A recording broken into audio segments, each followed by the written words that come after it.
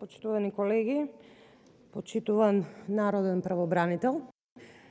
Ке се обидам да бидам кратка во дискусијата, бидејќи немав можност на самата комисијска расправа да го кажам моето мислење, а и да ја искористам вашата присутност денеска, да се обидам да, бидејќи откако сум пратеник, ја следам редовно работата и развојот на самата институција Народен правобранител, кој што верувате е многу важна во Република Македонија во целата констелација на институции и односи, затоа што многу пати сум повторила дека согласно јавните анкети, Народниот правобранител, институцијата омбудсман, согласно анкетите, ужива најголема доверба кај граѓаните.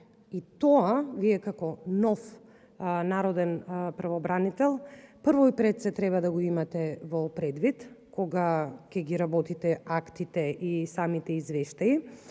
И е една од ретките полиња на кои што во собранието, позицијата и опозицијата многу често имаат, ајде да не речам исти, но слични ставови, затоа што се работи за многу важна институција која што ја мери демократизацијата во државата и кршењето на човековите права.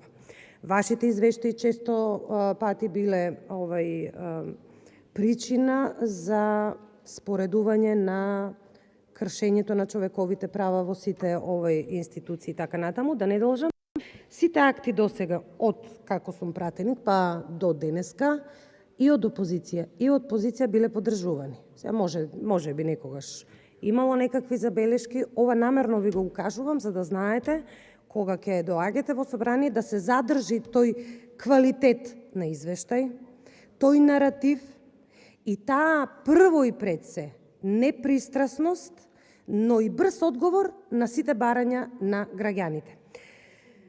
Затоа, кога го прочитав ова несрекна квалификација која што за волја на вистината, по реакција на мојата пратеничка група на ВМРО-ДПМН, но и по прифаќање на колегите од владеачкото мнозинство, секако и со ваша согласност, очигледно видовте дека се работи за, ајде да кажам, најблаго кажано несоодветна квалификација за од фундаментални медицински науки за наука за книжевност.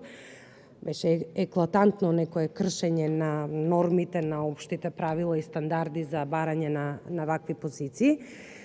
Така да, моето барање за збор на комисијата, која што беше, не можев да се јавам за збор затоа што не ли даде председателката пауза и во ред беше тоа, за да се усогласиме со заеднички став.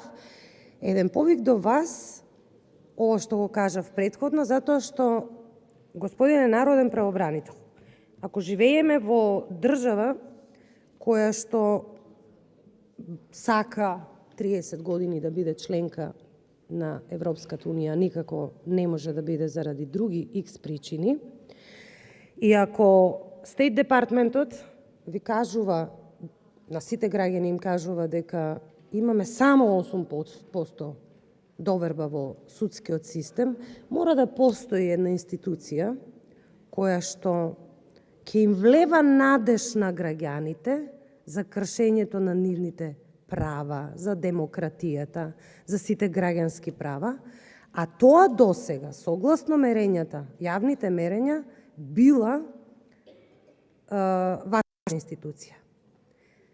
Од тука е и мојата заложба и како пратеник, и како дел од собраниево, да упатам апел до вас, да продолжите со ваквиот тренд на работење, па и да го усовршите, а ние како пратеници сме тука да ги уредуваме, дали материјалните некои недоразбирања кои што ги имате, дали да се заложиме за повеќе работни места, дали да се заложиме за повеќе финансиски средства и така натаму, но да останете па и да се подобрите во начинот на третирање на оно што ви е делокруг, законски делокруг во вашето работење. Продолжете така, но вакво нешто да не ви се случува, затоа што и вашиот кредибилитет сега е на мета, ако се разбираме, а мислам дека се разбираме, Вашиот кредибилитет е на мета, но и на самата институција.